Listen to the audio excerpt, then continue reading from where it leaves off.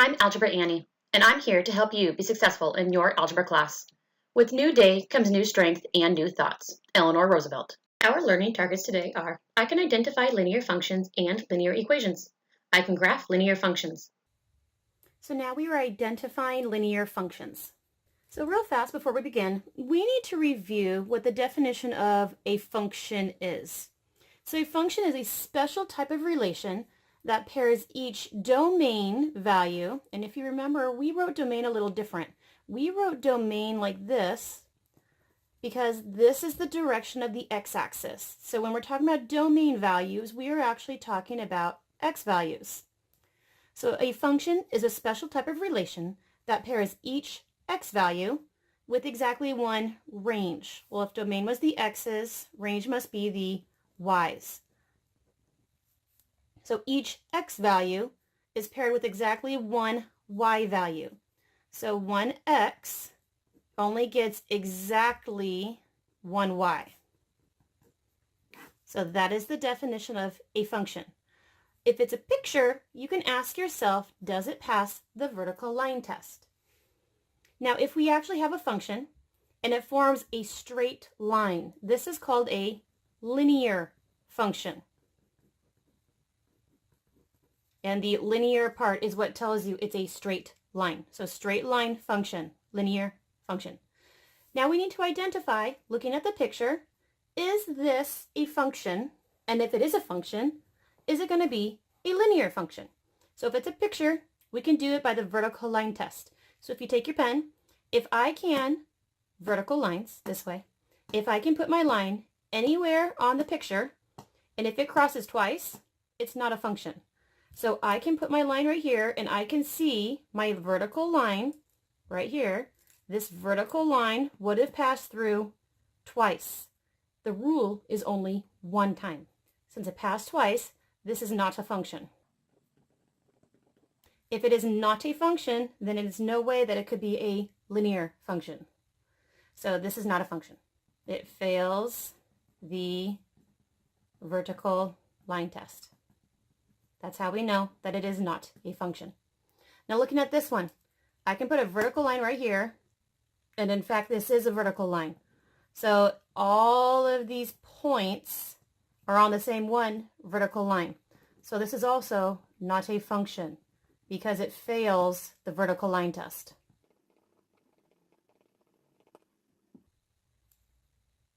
Now I've got some other pictures that I want us to look at.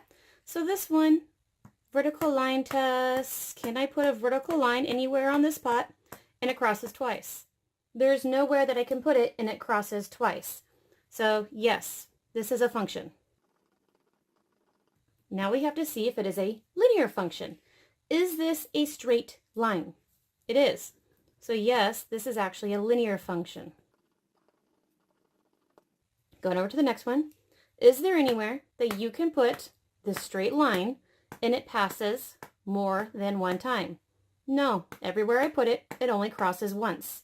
So yes, this is a function. And I know that it is a function because it passes the vertical line test. Now we're supposed to say whether or not it is a linear function. This is a completely straight line. So yes, this is a linear function because it is a straight line. So moving on to our next two. Looking at this, is there anywhere that I could put my vertical line and it crossed twice? It looks like it passes, so yes, this is a function because it passes the vertical line test. Now we have to look to see if it's linear. Is it a completely straight line? Yes, this is a linear function because it is a straight line. So yes, this is a linear function because it's a straight line. Our last one. Is there anywhere where it passes twice? It looks like it passes our vertical line test.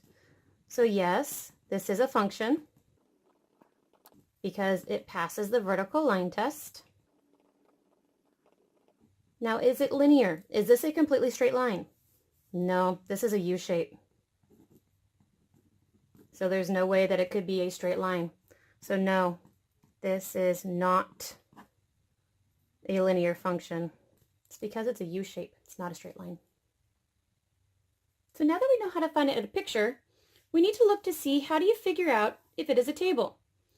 So you can sometimes identify a linear function, so you know if it is linear, by looking at a table or a list of ordered pairs. If it is a linear function, there's a constant change of x, and that corresponds to a constant change in y. So it looks like we need to look at the changes in the x, and we need to look at the changes in the y. So right now I have a list of ordered points. It's a little hard for me to see changes in x and y when they're just a list of ordered points. So this is an xy coordinate point. I know if I put it in the table, it's supposed to go in numerical order. So my smallest x value was 2, and he was paired with the 4, so that's that point.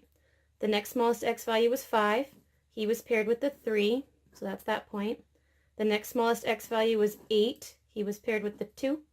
The last x value was 11. He was paired with the 1. There's extra space in my table, just means that I just didn't have that many points. It's fine. So now I'm supposed to look at the change in x. So my changes in x, how do I go from the first to the second? If I was at 2, I would have had to add 3 to get to the 5. Well, if I'm at 5, what do I do to get to the 8? I would have added 3. If I'm at 8, what do I do to 8 to get 11? I would have added 3. So right here, I see that I have a constant change in x. If I have a constant change of x, that's a check, and that means I can move on. I met the first criteria, so now I'm supposed to check for the constant change in y. So if I'm at 4, what do I do to 4 to get 3? I would have taken away 1. If I'm at 3 and I need to get to 2, I would have subtracted 1. If I'm at 2 and I need to get to 1, I would have subtracted 1. You need to test each and every single one because sometimes they'll trick you at the very end. I see that it's the same exact change every time. Every single time I subtracted 1. So do you see a constant change in y? I do. So that's a check, which meant I'm good to go. If I met both of the criteria, it said a linear function has a constant change of x, yes, and that corresponds to a constant change of y, yes. So this has to be your linear function because it met both the x and the y. So yes, this is linear. Moving on to the next one. This is an xy coordinate point. It's supposed to be in numerical order. My smallest x value was -8. He was paired with a -3.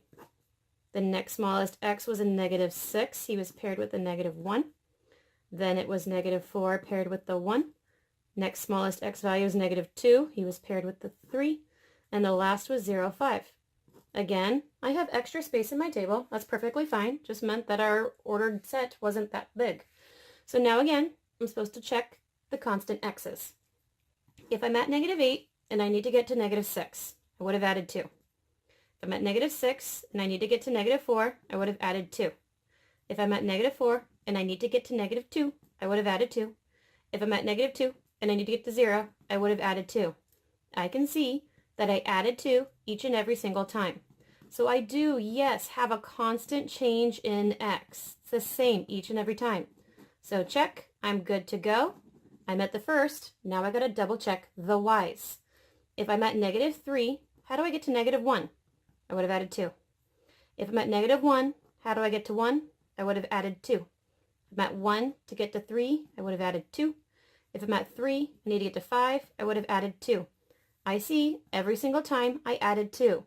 So yes, I in fact have a constant change in y. So check, I'm good to go. Both my x's and my y's were met. So since both of them are met, this is in fact a linear function. Now there's a form of equation called a standard form that we can put equations into. And standard form is some number multiplied to x plus some number multiplied to y. And this is going to equal some number. So a and b and c are all real numbers. And a and b can't both be 0. One of them can, but both of them cannot be 0. So there are 3 different criteria that need to be true if this is going to be the form of a linear equation. X and y both need to have exponents of 1. X and y cannot be multiplied together. And x and y can't appear in the denominator as an exponent or in radical signs. So if all 3 of these are true, then we know that it's going to be a linear function. So we need to set it up in standard form and check and see if all of these are true. So our first question down here, we have y equals x plus 3. The x and the y need to be on the same side of the equal sign for it to be in standard form. So let's move this x to be on the same side as y. So I have y minus x equals 3. X and y are on the same side of the equal sign. So going through these 3 criteria, criteria number 1, our x and y both have exponents of 1. X and y both have exponents of 1. So we met criteria number 1. Does it fit criteria number 2? Are x and y multiplied together? X and y are not multiplied together, so it met criteria 2. Does it meet criteria 3? Are x and y in a denominator? No. Are they the exponents? No. Are they in a radical sign? No. So it met criteria 3 as well. So this is a linear function, which means we need to graph it. So here's our graph paper. The equation that we were originally given was y equals x plus 3. The only way that we know how to graph these is to make an x, y, and coordinate point table. So we're going to graph using the xy coordinate point table. And since I was not given a domain, I need to pick my own points. I always like to pick -2, -1, 0, 1, and 2 to graph it. So the rule was y equals -2 plus 3. -2 plus 3 is 1. So I need to plot the coordinate point, -2, 1. So come over here, it's -2, 1. X was -1, so this is y equals -1 plus 3. -1 plus 3 is a positive 2. So when I use -1, I got the answer of 2. So -1, 2. The rule was y equals, I needed my x was 0, and I'm supposed to add 3. 0 plus 3 is 3. So when I plugged in 0, I got an answer of 3. So my answer is 0, 3. The rule was y equals, I need my x, which was 1, and I'm supposed to add 3. 1 plus 3 is 4. So when I plugged in 1, I got an answer of 4. So 1, 4. Y equals, I needed my x value, which was 2, and then I'm supposed to add 3. 2 plus 3 is 5. So when I plugged in 2, I got an answer of 5. So here's the point 2, 5. I picked my own domain, which means I need to connect all of these points. So there is my linear line. So coming back to our problem, we have another one we need to do. So looking at this, we're supposed to make sure that it's in standard form and that it meets all these criteria. So x and y are supposed to be on the same side, so I need to move this x so it's on the same side. So I have y minus x squared equals, there's nothing over here anymore. So it needs to fit all of these 3 criteria. Criteria number 1, do x and y both have an exponent of 1? No. X had an exponent of 2. So right off the bat, you know that this is not linear. You know it's not linear, so no, we're not supposed to graph it. So moving on to some more problems. To make this in standard form, x and y are supposed to be on the same side of the equal sign. So let's go ahead and move the x's so they're on the same side. So y minus 5x equals -9. X and y are on the same side. So now we can go and check, see if number 1 is correct. So rule number 1, do x and y both have an exponent of 1? They do, so it satisfies condition 1. Moving on to condition 2. X and y cannot be multiplied together. X and y are not, so it satisfies condition 2. So looking at condition 3, x and y cannot appear in the denominator. No. They can't be exponents themselves. No. And they can't be in radical signs. No. So it satisfies all of these conditions. So yes, it is linear, and since it's linear, I need to graph it. Since I need to graph it, I need a graph paper, so here's my graph paper. The line we were given is y equals 5x minus 9. And right now, the only way we know how to graph is if we use an x rule and coordinate point table. So here's my xy coordinate point table. I like to always test a couple of points, so -2, -1, 0, 1, and 2. So my rule says that y is supposed to equal 5 times whatever my x is minus 9. Since that is my rule, I'm going to write that in every time. So for this column, or for this row, -2 is my x, so there's -2. For this row, -1 was my x, so there's -1. For this row, my x was 0. On this row, my x was 1. And in this row, my x was 2. So order of operations, supposed to multiply. So this is actually a -10 minus 9. -10 minus 9 is a -19. So I'm supposed to plot the point -2, -19. Order of operations on the next one, it's -5 minus 9. -5 minus 9 is a -14. So this is -1, -14. Order of operations says they're supposed to multiply, so this is 0 minus 9. 0 minus 9 is a -9.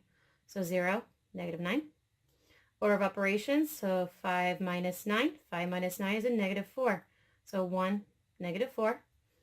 Order of operations, 5 times 2 is 10, so 10 minus 9 is 1. So when I use 2, I got 1. So when I plot these all on my graph paper, well, my graph paper is already numbered. I can't get to -19, -14, so I'm not going to graph those two, but I can graph the last three. So 0, -9, it's right here. 1, -4, and 2, 1. So there are my 3 points. So I have enough points to make a line. So here is my line, and I can in fact tell you that yes, this is a straight line. It was a linear function. So moving on to our next problem, I'm supposed to have x and y on the same side. Well, this looks awfully weird. So according to the third one, x is not allowed to be in the actual exponent. So this actually does not satisfy condition 3. So I know that this is not linear. So we have our last two problems. X and y are supposed to be on the same side to be in standard form. Well, y is over here. There is no x. That's okay. A and b both can't be 0. One of them can, but not both. So the a must have been 0 since x disappeared. So it's in standard form. Now we need to see, does it meet condition number 1? Condition 1 said, is the exponent 1? Well, the exponent's 1, so yes. Condition 2, are x and y multiplied together? No, x and y are not multiplied together, so it meets condition 2. Does it satisfy condition 3? The x and y cannot be in the denominator, so we pass that. It cannot be in the exponent, it passed that. It can't be in the radical, it passed that, so it passed condition 3. So I know that if I were to graph this, I would see that it were a linear line. So let's graph it. So here's my graph paper so we can graph it. The equation we were graphing was y equals 12. The only way we know how to graph right now is to use an x rule and a coordinate point table. I always like to test these 5 points because it gives me a general idea of the shape of the graph. So the rule was y equals 12. Well, that meant that there was nothing to plug x into, just y was always 12. So when I plugged in -2, I got the answer of 12. Y equals 12. I had nowhere to plug this x. So when I used -1, I got an answer of 12. So y equals 12. I had nowhere to plug in my x, so the answer was just 12. So when I used 0, I got the answer of 12. So no matter what, since x didn't exist, my answer was always going to be 12, no matter what x value I picked. So if I plot these, I had, now I know 12 is off my chart, so 11, 12. So -2, 12, -1, 12, 0, 12, 1, 12, 2, 12. I see that it goes in a linear direction, just like that. So our last problem, x and y are already on the same side, so it's already in standard form. So we need to see, does it meet condition 1, condition 2, and does it meet condition 3? So condition 1, are both exponents 1s? Yes, so we're good. Condition 2, are x and y multiplied together? They're not, so you're good. Condition 3, are the x and y's in the denominators? No. Are they the exponents themselves? No. Are they inside radical signs? No. So condition 3 is met. So I know that I'm supposed to graph this because this is linear. What did we learn today? I can identify linear functions and linear equations.